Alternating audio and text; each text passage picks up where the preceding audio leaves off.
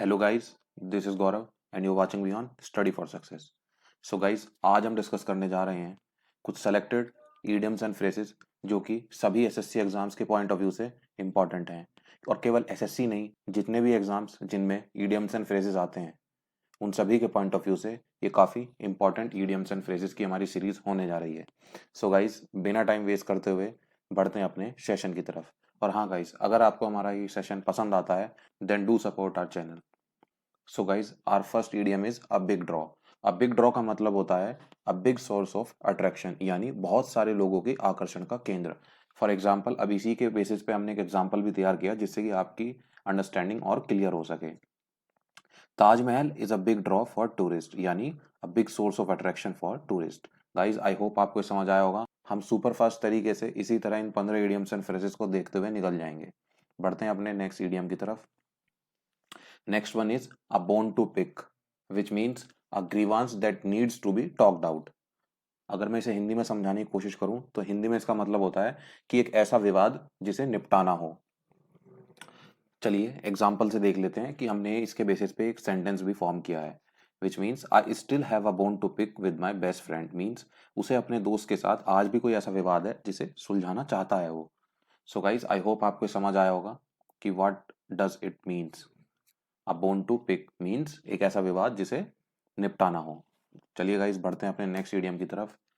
A chill to the heart means to produce feeling of fear, मतलब किसी के अंदर फियर जनरेट करना। चलिए एक एग्जांपल देख लेते हैं। The recent natural calamities struck a chill to our heart. Guys, I hope आपको समझ आया होगा। आप अच्छे से याद कर सकते हैं। A chill to the heart यानी जैसे कहते हैं ना, एकदम खून जम जाना। अब खून किस तरीके से जमेगा, यानी डर से जम जाना। बढ़ते हैं अपने नेक्स्ट इडियम की तरफ। Next one is a close fisted person. Fist का मतलब होता है पाम से। सो गाइस, एक ऐसा इंसान जो अपना पाम हमेशा क्लोज रखता है, मतलब वो कंजूस व्यक्ति होता है ना जैसे। अब पाम क्लोज कौन रखता है? पाम क्लोज हमेशा कंजूस व्यक्ति रखता है, यानी अनविलिंग टू स्पेंड मनी। तो आप इस तरीके से इसे लर्न भी कर सकते हैं।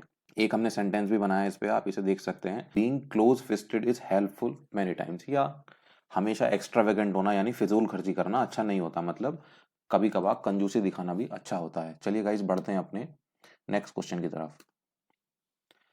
Next idiom is a duck in thunderstorm. इसका मतलब होता है डिजेक्टेड। अब कोई अगर डक है तो वो थंडरस्टॉर्म में कैसी होगी? वो परेशान ही होगी, ऑब्वियस सी बात है। तो यही इसका मतलब होता है डिजेक्टेड, परेशान या चिंता से भरा हुआ। एक एग्जाम्पल देख लेते हैं इसी से related. Anil was a duck in thunderstorm when he was transferred from his town. अब अनिल एक ऐसा व्यक्ति है जिसका ट्रांसफर उसके होम टाउन से दूर हो गया, तो वो ऑब्वियस सी बात है परेशान ही होगा। तो आप इस तरीके से इसे याद रख सकते हैं। A duck in thunderstorm means dejected, निराश या परेशान। चलिए गाइस, बढ़ते हैं अपने नेक्स्ट इडियम की तरफ। Sixth one, a far cry from means totally different, बिल्कुल अलग। एक एग्जांपल देख लेते हैं। I enjoyed visiting Nainital but it was a far cry from the ideal hill station I expected. Guys, I think it is clear to you. बढ़ते हैं अपने next idiom की तरफ। A flash in the pan means small success. A flash in the pan को अगर मैं हिंदी में समझाने की कोशिश करूं तो इसका मतलब होता है अचानक मिली हुई सफलता बट लेकिन छोटी सफलता। अचानक मिली हुई सफलता बट लेकिन छोटी सफलता। ठीक है, इस बढ़ते हैं इसकी एक एग्जांपल की तरफ। He has no quality, his success is just a flash in the pan. I hope आपको समझ में आ गया होगा। बढ़ते हैं अपने नेक्स्ट इडियम की तरफ। Eighth, a sea change meaning a big change. A sea change means a big change. For example, we can observe a sea change in new cars of Tata Motors. जैसे कि आप Tata Motors से इसे relate कर सकते हैं। अब टाटा की जो कार्स हैं कितनी यूनिक और स्टाइलिश कार्स वो इस समय बना रहा है, तो इस तरीके से हम इसे डिजाइन कर सकते हैं कि पहले उसकी कार्स जो थी उनके मॉडल्स या फिर उनके ग्राफिक्स अगर हम देखें तो काफी ज्यादा चेंज हो चुके हैं फिलहाल पहले से। तो इसी तरीके से हमने ये सेंटेंस भी रिलेट करते हुए लिखा है। We can observe a sea change in new cars of Tata motors. Ninth one is a sore point with means the point which makes people angry और embarrassed. A sore point with, अब ये सोर point मतलब एक ऐसा point जो लोगों को एंग्री कर देता है या उन्हें शर्मिंदगी से भर देता है। एक एग्जाम्पल देख लेते हैं। Unemployment has become a sore point for the government. अब ये तो काफी रिलेटेबल सेंटेंस है भाई। ये तो हमेशा आपको याद रह जाना चाहिए कि अ सोर पॉइंट विद का मतलब क्या होता है। Means the point which makes people angry और एम्बेरेस्ड। बढ़ते हैं गाइस अपने नेक्स्ट इडियम की तरफ। 10th one, above board. Above board means being honest. Our dealing with the customer is completely above board.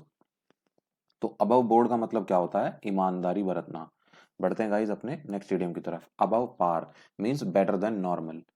For example, he is clearly above par among all the players. Guys काफी important है, ये आता भी है exams में, आप इसे अच्छे से ध्यान रखें। पढ़ते हैं अपने नेक्स्ट इडियम की तरफ।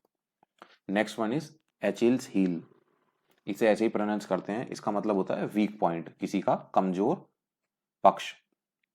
इंग्लिश में इसका एक हमने सेंटेंस भी फॉर्म किया है। English has always been his Achilles point, means English उसकी हमेशा से ही एक वीक पॉइंट रहा है। गाइस बढ़ते हैं अपने नेक्स्ट इडियम की तरफ। नेक्स्ट वन इज काफी कॉमन है, सुना भी होगा आपने, acid test means a conclusive test, जिसे हम हिंदी में बोल सकते हैं निर्णायक परीक्षा, निर्णायक परीक्षा भी बोल सकते हैं। एक एग्जांपल देख लेते हैं। एग्जांपल मैंने अच्छा सा लिया है जिससे कि आपको हमेशा याद रह जाए। The no confidence motion will be an acid test of the government. Guys I hope आपको ये क्लियर हुआ होगा। एसिड टेस्ट आप इसे अब कभी नहीं भूलेंगे। मींस एसिड टेस्ट का मतलब होता है अ कॉन्क्लूसिव टेस्ट। बढ़ते हैं नेक्स्ट ईडीएम की तरफ। ये है हमारा EDM number 14, alive and kicking. काफी इंपॉर्टेंट है, अलाइव एंड किकिंग। इसका मतलब होता है एक्टिव एंड हेल्दी, मतलब फिलहाल वो स्वस्थ है और एक्टिव है। एक एग्जांपल देख लेते हैं। He has recovered from illness and now feeling alive and kicking. I hope आपको क्लियर हुआ होगा। बढ़ते हैं अपने नेक्स्ट एंड लास्ट ईडीएम की तरफ, एल्टर ईगो। ये भी काफी इंपॉर्टेंट है, ये आपको पता होना चाहिए। एल्टर ईगो मतलब अ क्लोज फ्रेंड, यानी एक घनिष्ठ मित्र। बेस्ट फ्रेंड होता ना, बेस्टी, ये उसी का एक मतलब उसी का ही सिनोनियम है, अ क्लोज फ्रेंड।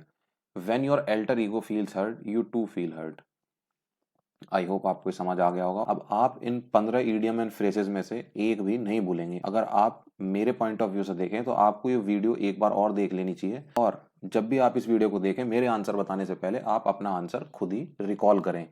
उसके बाद मेरी गारंटी है आप इन 15 ईडियम एंड फ्रेजेस को कभी भी नहीं भूलेंगे। सो गाइज अगर आपको ये लेक्चर पसंद आया है तो आपको पता है आपको क्या करना है। अगर आपने यहाँ तक वीडियो देख ली है तो आपको हमारे इस वीडियो को लाइक करना चाहिए और हमारी वीडियो को अपने उन दोस्तों के साथ शेयर करना चाहिए जो किसी भी कंपटीशन की तैयारी कर रहे हैं और उनके उस कंपटीशन में इडियम्स एंड फ्रेजेस आते हैं। एंड गाइस चैनल को सब्सक्राइब करना तो मस्ट है ही, इसे सब्सक्राइब करे बगैर मत जाना अगर आपने यहाँ तक ये वीडियो देख ली है। So guys on this note I am winding up this lesson. Stay blessed and stay happy. Thank you.